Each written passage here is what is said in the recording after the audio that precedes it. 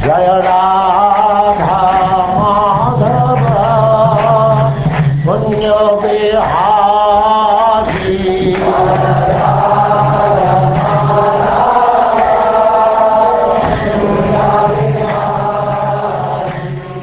And now chapter 20, the Dynasty of Puru.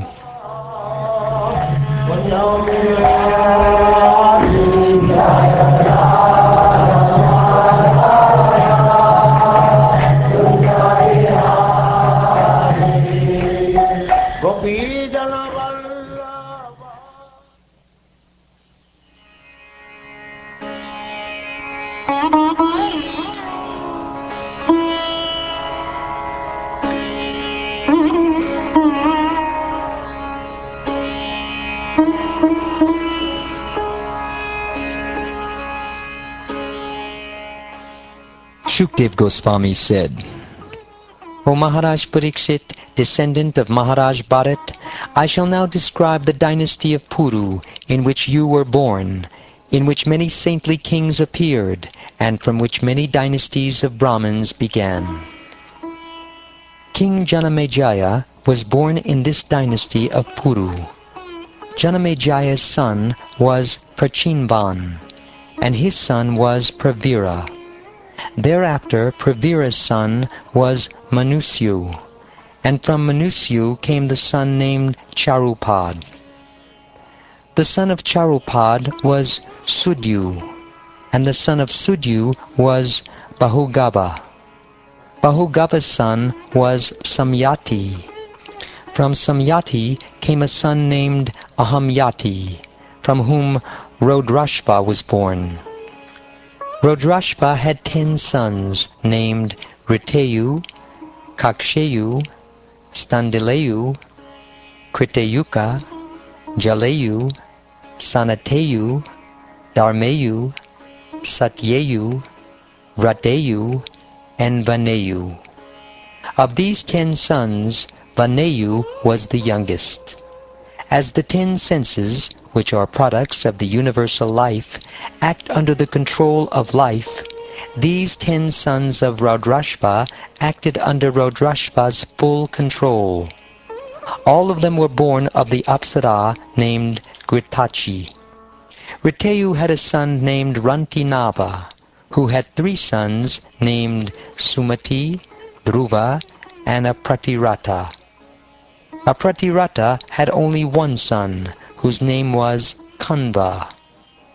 The son of Kanva was Medhatiti, whose sons, all Brahmins, were headed by Praskana. The son of Rantinava, named Sumati, had a son named Rebi. Maharaj Dushmanta is well known as the son of Rebi. Once when King Dushmanta went to the forest to hunt, and was very much fatigued, he approached the residence of Kanva Muni. There he saw a most beautiful woman, who looked exactly like the goddess of fortune, and who sat there illuminating the entire ashram by her effulgence. The king was naturally attracted by her beauty, and therefore he approached her, accompanied by some of his soldiers, and spoke to her. Seeing the beautiful woman, the king was very much enlivened, and the fatigue of his hunting excursion was relieved. He was, of course, very much attracted because of lusty desires, and thus he inquired from her as follows, in a joking mood. O beautiful lotus-eyed woman, who are you? Whose daughter are you? What purpose do you have in this solitary forest? Why are you staying here? O most beautiful one, it appears to my mind that you must be the daughter of a kshatriya. Because I belong to the Puru dynasty, my mind never endeavors to enjoy anything irreligiously. I am Shakuntala, the daughter of Vishvamitra. My mother, Menaka, left me in the forest. O hero, the most powerful Saint Kanva Muni knows all about this. Now let me know, how may I serve you? O king with eyes like the petals of a lotus, kindly come sit down and accept whatever reception we can offer. We have a supply of Nivara rice that you may kindly take, and if you so desire, stay here without hesitation. O O Shakuntala, with beautiful eyebrows. You have taken your birth in the family of the great saint Vishvamitra, and your reception is quite worthy of your family. Aside from this, the daughters of a king generally select their own husbands.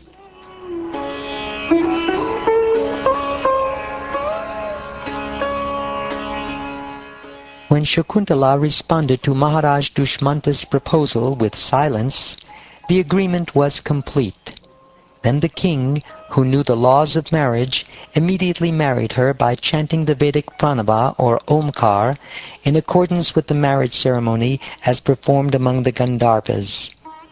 King Dushmanta, who never discharged semen without a result, placed his semen at night in the womb of his queen Shakuntala, and in the morning he returned to his palace. Thereafter, in due course of time, Shakuntala gave birth to a son. In the forest, Kanva Muni performed all the ritualistic ceremonies concerning the newborn child. Later, the boy became so powerful that he would capture a lion and play with it. Shakuntala, the best of beautiful women, along with her son, whose strength was insurmountable and who was a partial expansion of the Supreme Godhead, approached her husband, Dushmanta. When the king refused to accept his wife and son, who were both irreproachable, an unembodied voice spoke from the sky as an omen, and was heard by everyone present. The voice said, O Maharaj Dushmanta, a son actually belongs to his father, whereas the mother is only a container, like the skin of a bellows. According to Vedic injunctions, the father is born as the son. Therefore, maintain your own son, and do not insult Shakuntala. O King Dushmanta, he who discharges semen is the actual father, and his son saves him from the custody of Yamaraj. You are the actual procreator of this child. Indeed, Shakuntala is speaking the truth.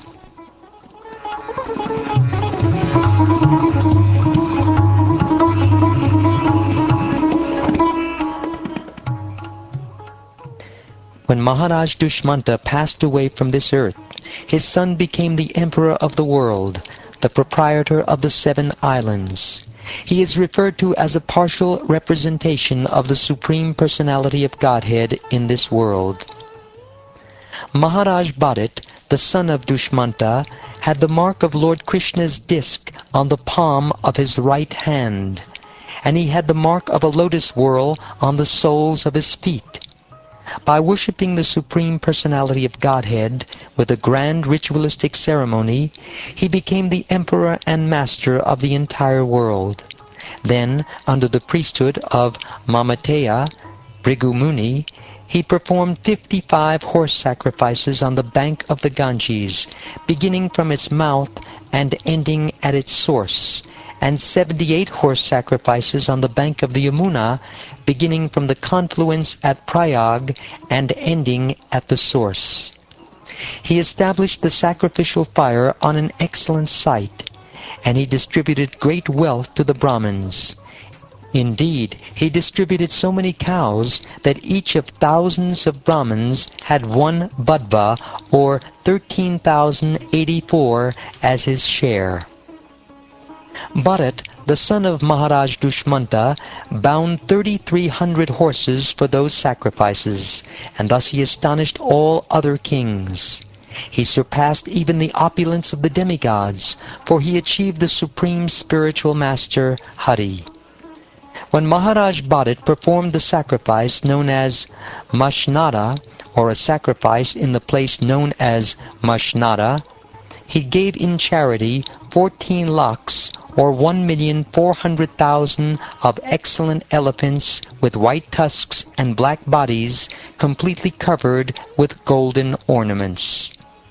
As one cannot approach the heavenly planets simply by the strength of his arms, for who can touch the heavenly planets with his hands, one cannot imitate the wonderful activities of Maharaj Bharat.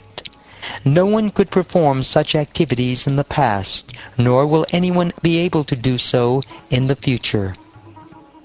When Maharaj Bharat was on tour, he defeated or killed all the Kiratas, Hunas, Yavanas, Pondras, Kankas, Kashas, Shakas, and the kings who are opposed to the Vedic principles of Brahminical culture. Formerly, after conquering the demigods, all the demons had taken shelter in the lower planetary system known as Rasatala, and had brought all the wives and daughters of the demigods there also. Maharaj Bharat, however, rescued all those women, along with their associates, from the clutches of the demons, and he returned them to the demigods. Maharaj Bharat provided all necessities for his subjects, both on this earth and in the heavenly planets, for 27,000 years.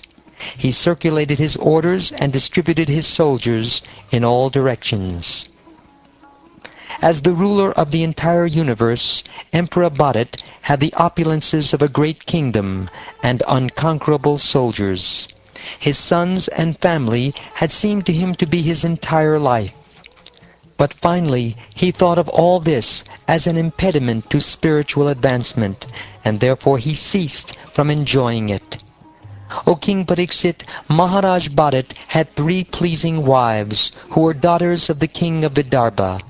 When all 3 of them bore children who did not resemble the king, these wives thought that he would consider them unfaithful queens and reject them, and therefore they killed their own sons.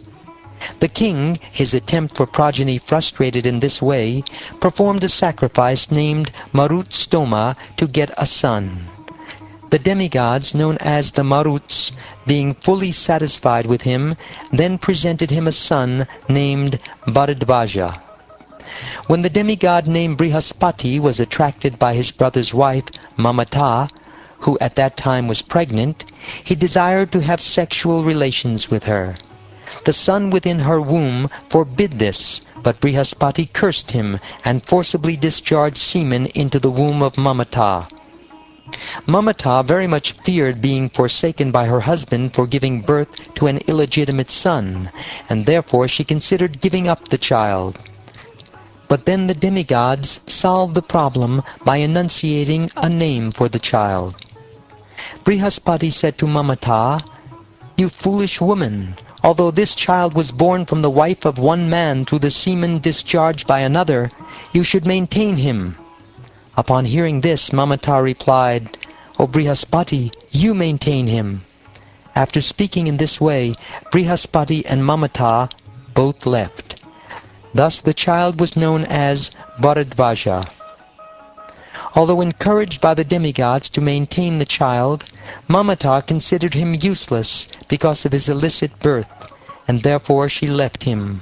Consequently, the demigods known as the Maruts maintained the child. And when Maharaj Bharat was disappointed for want of a child, this child was given to him as his son.